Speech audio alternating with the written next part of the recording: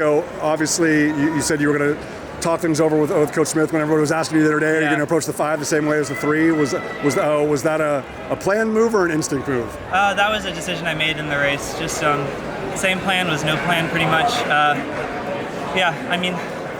Once it started going quick, I knew I couldn't stay in the back. It'd just be too much energy wasted if I tried to move up towards the end. So.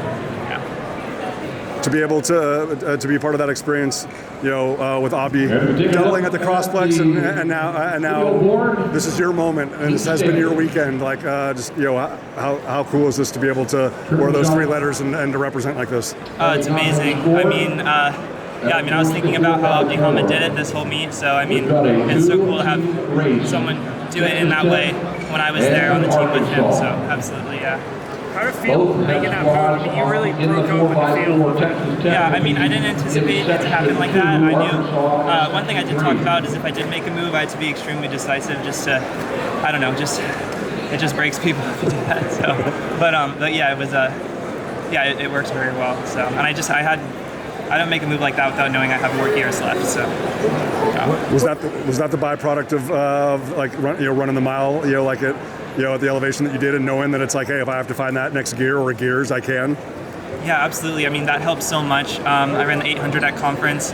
That helped. I've paid a lot of attention to my speed and my mechanics when sprinting this season. So, yeah. What happened between cross country and now? Because cross country you were a little lower than you were in 2022. Now you're just basically unbeatable. Did something happen in between those? I think I was starting to come on well during cross country. It just didn't line up quite well. I don't really know, honestly. Sometimes you just need more time, and I think having the mileage that I ran on cross country compounded with the speed work I've been doing now has made a big difference. Was it getting frustrating to not win? It kind of looked like you might be like Chris Jarrett, one of the best, most consistent guys ever. Never won. Now it's like, how did this guy ever lose? In the mile. I hope so. I'm definitely a much more confident racer now. From Florida. No matter what the situation is, I'm going to be confident in my ability to win. In 6th place from Northern Arizona. Nico, a nearly perfect season, but obviously this is the meet that people have circled on their calendars. So when you get to the meet today, do you have a different mentality? Do you feel more pressure? In 4th place from North Carolina. There's definitely another element to it with it being the national meet, but one thing we really try to focus on is just framing it like any other race. So, I try my best to. I honestly don't really think about the race a whole lot in the days leading up to it. I try to approach it like a workout. Washington senior, Luke Hauser. Obviously, it's an Olympic year. How does that affect your goals? And let's go to the track for the first of 3 sections. Things are lining up really well for that. As long as things continue to go well this outdoor, I'm very confident going to the Olympic trials. In lane 4 for the SEC, LSU. I think he's going to be they were third really proud of me, proud of the work that both of us have put in to make this happen. Not just this year, but throughout my 4 years at NAU.